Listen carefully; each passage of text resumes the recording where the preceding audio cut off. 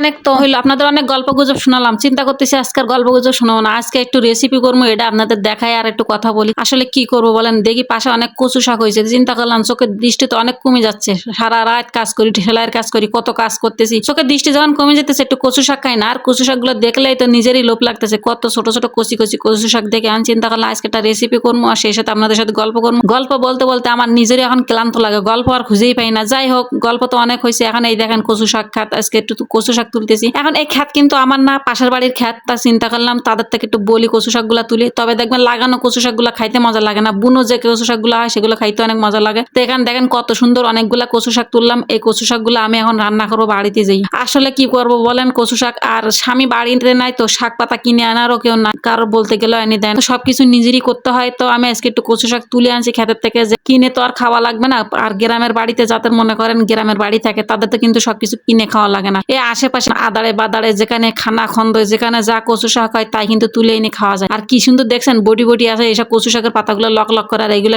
খেতে অনেক মজা লাগে, কারণ এগুলো একটা কদু কদু কদু কদু ভাব থাকে। তবে যদি চিংড়ি মাছ থাকতো এই কচু শাকগুলো আরো অনেক মজা লাগতো। আমার আবার চিংড়ি মাছ নাই, সেহেতু এবার শুধু শুধু বাগার দিয়ে খাইতে হবে। তবে নারকেলের দুধ দিলেও মজা লাগে, কিন্তু নারকেলও নাই। যাই হোক, যেভাবে হোক খাইতে তো হবে কচু শাক, তারপরও কিছু করার না। তো কচু শাকগুলো সব প্রথমে লবণ হলুদ দিয়ে আমি ওগুলোর উপরে তুলে দিছি, কারণ এগুলো আগে ভাবাই নিব। কচু শাকগুলো ভাবাই নিলে যে ভয় লাগতেছে গাল চুলকায় কিনা, মনে করলাম সেদ্ধ দিব, চিন্তা করলাম স্বাদই তো চলে যাবে, তারপরে আর সেদ্ধ দিলাম না, লবণ হলুদ দিয়ে। তারপরে আমি এখানে সবকিছু পেঁয়াজ আদা রসুন বাটা কাঁচামরিচ লবণ হলুদ সবকিছু দিলাম, দিয়ে লাস্টে কি করলাম কয়েকটা শুকনা চিংড়ি ছিল সেগুলো দিলাম উপরে, কারণ চিংড়ি মাছ ছাড়া যেন মজাই লাগতো না। তারপর আর কি করবো, শুকনা যেগুলো ছিল সেগুলো দিলাম, দিয়ে একটু ঢেকে দিব, কারণ এগুলো নরম হয়ে হেজে আসবে, তখন লুতুপুতু হয়ে যাবে, যত ঘোটা দেবো তত ঘুটি একদম সেক্সি খানা খানা হয়ে যাবে, তখন মনে করেন আটা আটা হবে, তখন খাইতে অনেক মজা লাগে। কচু শাক যত ঘুটি আটা আটা করবেন তত দেখবেন কচু শাক মজা লাগে। আর কচু শাক যদি আস্তে আস্তে সেদ্ধ সেদ্ধ থাকে তাহলে দেখবেন যে কেমন একটা পানি পানি ভাব লাগে, এগুলো ভালো লাগে না। আর যখন মোটা ডাটা হয় এগুলো মাছ দিয়ে রান্না করলে ভালো লাগে, তখন একটু ঝোল ঝোল থাকলে সমস্যা নেই, কিন্তু এইগুলো যদি ঝোল ঝোল থাকে তাহলে কিন্তু আবার মজা লাগবে না বন্ধুরা।